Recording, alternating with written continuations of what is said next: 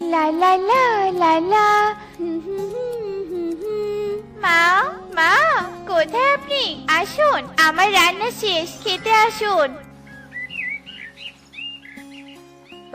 বৌমা, তোমার রান্নার কি সুবাস বেরিয়েছে। মনে হচ্ছে আজ রান্না করা খাবারের অনেক স্বাদ হয়েছে। এ কি খাবার যে খাবো, কলসিতে তো জল নেই। ছোট বৌমা, যাও নদীর ঘাট থেকে এক কলসি জল নিয়ে এসো তো। কি, আমি আনতে যাবো নদীর জল? অসম্ভব। মা, আপনি কি চোখে দেখছেন না আমি এখানে বসে সাজুগুজু করছি? ওসব জল টল নিয়ে আসতে পারবো না। ছোট বৌমা, তুমি বসে বসে এসবই করো? কি দেখে যে ছেলেটা তোমাকে বিয়ে করেছিল বাপু, অকর্মা ঢেকি কোথাকার। বড় বৌমাকে দেখেও তো কিছু শিখতে পারো। বেচারি কত কাজ করে, কত ভালো। থাক না মা, চিৎকার চেঁচামেচি করবেন না। আপনি একটু বসুন, আমি জল নিয়ে আসছি। না না না না, তোমাকে কোথাও যেতে হবে না। এমনিতেও সকাল থেকে হাত পুড়িয়ে রান্না করলে, আবার টোনা মাঠে কাজ করতে গিয়েছে, তার জন্য খাবার নিয়ে যাবে। কত কাজ তোমার, আমি জল নিয়ে আসছি। এই বলে মিনু কলসি নিয়ে বেরিয়ে পড়ে।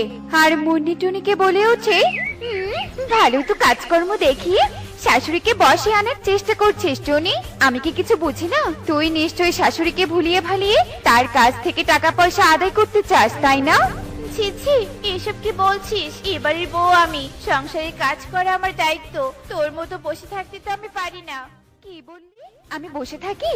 এই অপবাদ দিলি তুই? আজ আসুক টোনা, তোর নামে বিচার দিয়ে বাড়িতে আজ একটা হেস্তনেস্ত করব। এই বলে মুন্নির রাগে গজগজ করতে করতে নিজের ঘরে চলে যায়। এই তো নদীর ঘাটে এসে পৌঁছেছি। যাই, তাড়াতাড়ি এক কলসি জল তুলে নিয়ে বাড়িতে চলে যাই।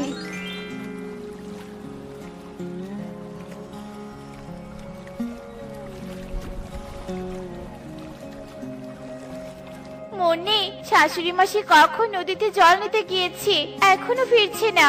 যা না, নদীর পাড়ের দিকে একটু এগিয়ে দেখ না, শাশুড়ি মা কোথায়? কেন রে, আমি কেন যাব? শাশুড়ি মা তো সব সময় তোর গুণগান করে, তা তুই যা না খুঁজতে। আমি বাপু বিছানা থেকে কোথাও যাব না। আমারও তো শাশুড়ির প্রতি দরদ নেই বাবা। যা যা, এখান থেকে চলে যা। ছি মুন্নি, এসব তুই কি বলছিস? উনি আমাদের মা, ওনার প্রতি দরদ দেখাবো না তো কার প্রতি দরদ দেখাবো? আমি শাশুড়ির খোঁজে গেলাম। এই বলে টুনি বাসা থেকে বেরিয়ে যায়। আর নদীর পাড়ের দিকে আসতেই আটকে ওঠে। দেখে যে মিনুর পুরো শরীর নীল হয়ে আছে। টুনি তাড়াতাড়ি মিনুর কাছে গিয়ে বলে, মা! এ কি মা, আপনার কি হয়েছে? পুরো শরীর নীল কেন? আরে আরে, হাতে সাপে কাটার দাগ। তার মানে কি শাশুড়ি মাকে সাপে কেটেছে? হায় হায় রে, কি করি এখন? কার কাছে সাহায্য চাই? কেউ কি আশেপাশে আছো? কেউ কি আছো? কত বেলা হয়ে গেছে, বড় বউ ছোট বউ কেউই আজ মাঠে খাবার নিয়ে এলো না। খিদেতে পুরো শরীর আমার অবশ হয়ে যাচ্ছে। আশেপাশে কি কেউ নেই? সাহায্য করো, সাহায্য করো। এ কি, টুনির কণ্ঠ শুনতে পেলাম মনে হয়। টুনি এমন চিৎকার করছে কেন? কোথায় টুনি, দেখি তো। এ কি টুনি, তুমি এখানে? আরে আরে, মায়ের কি হয়েছে টুনি? এমন নীল বর্ণ ধারণ করেছে কেন? মা, মা!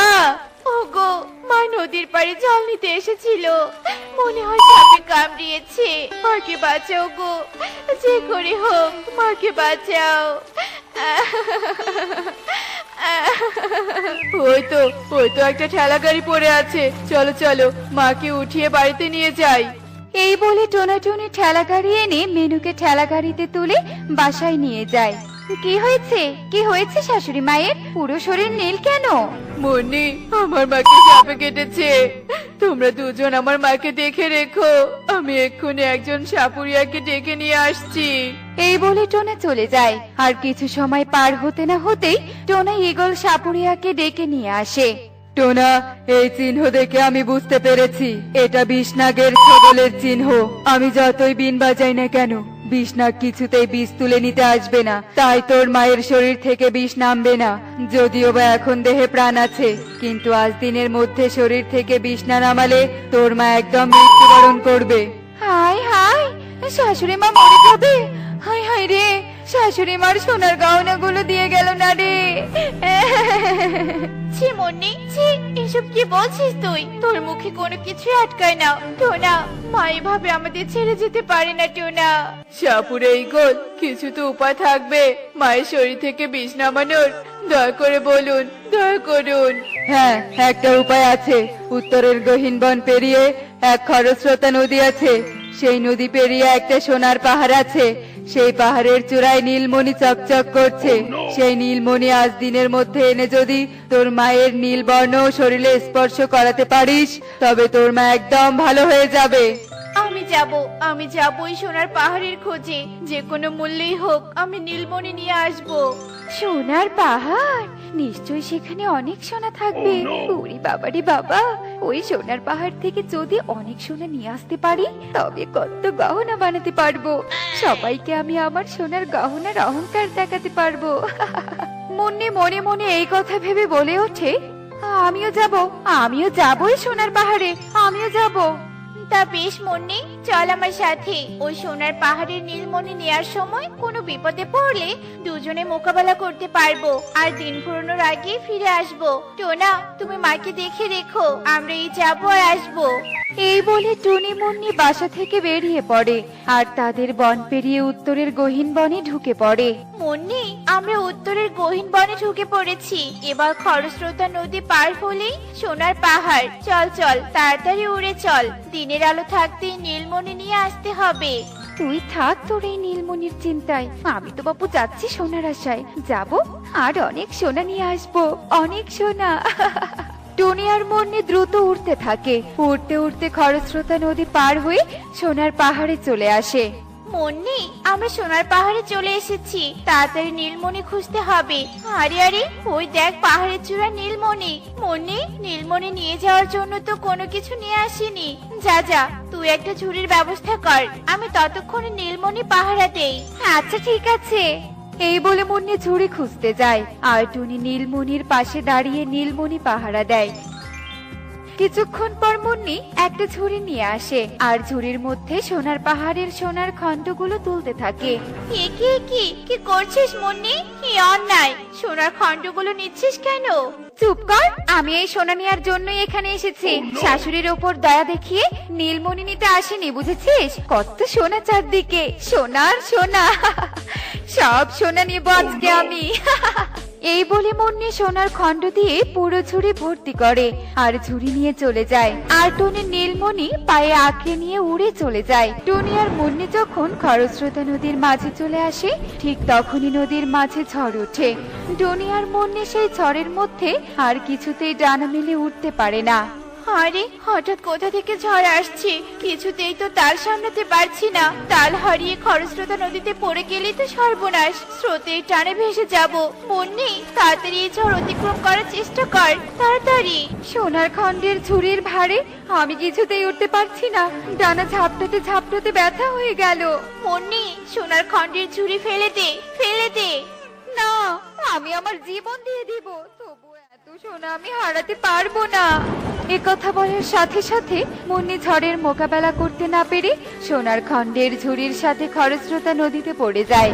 আর চোখের নিমিষে মুন্নি কোথায় যে ভেসে যায় টুনি তা দেখতেই পায় না। আর এই ঘটনা ঘটার পর ঝড় থেমে যায়। মুন্নি, কোথায় ভেসে গেলি? কেন তুই লোভ করতে গেলি? দেখ, লোভের পরিণতি কি হলো। সোনার খণ্ডও পেলি না, জীবনও ফেরত পেলি না। কেন বুঝলি না? লোভে পাপ, পাপে মৃত্যু। এই বলে টুনি নীলমণি নিয়ে বাড়িতে ফিরে আসে। টুনির সাথে মুন্নিকে না দেখে টোনা বলে, এ কি টুনি, মুন্নি কোথায়? বলছি, সব বলছি। তার আগে দিন আর বেশি নেই। তাড়াতাড়ি এই নীলমণি মায়ের শরীরে স্পর্শ করো। টুনির কথায় টোনা মিনুর শরীরে নীলমণি স্পর্শ করতে মিনুর শরীরের নীল বর্ণ কেটে যায় আর মিনু বেঁচে ওঠে। একই, আমি বেঁচে ফিরেছি। মা, মা, তুমি কথা বলছো? যাক, এবার সব বিপদ কেটে গেল। বলো টুনি, এবার মুন্নির কথা বলো। বলছি, সব বলছি। এই বলে টুনি মুন্নির লোভের ব্যাপারে সব খুলে বলে। সব শুনে টোনা বলে, মুন্নি তার লোভের শাস্তি পেয়েছে। আর টুনি, তুমি এ বাড়ির বড় বউ হিসেবে অনেক বড় দায়িত্ব পালন করেছো। তোমার মতো এত উদার কেউ হয় না। তুমি এ বাড়ির যোগ্য বড় বউ। আজ থেকে এ বাড়ি আমি তোমার নামে দিয়ে দিব। থাক থাক, এসব কথা পরে হবে। চলো চলো, কারো তো সারাদিন কিচ্ছু খাওয়া হয়নি। সবাই খেতে এসো, আমি খাবার বেড়ে দিচ্ছি। এমনই সব মজার মজার শিক্ষণীয় টুনি পাখির গল্প দেখতে আমাদের সাথেই থেকো। আর গল্পটি কেমন হয়েছে তা কমেন্টে জানাতে ভুলো না কিন্তু। Bye bye.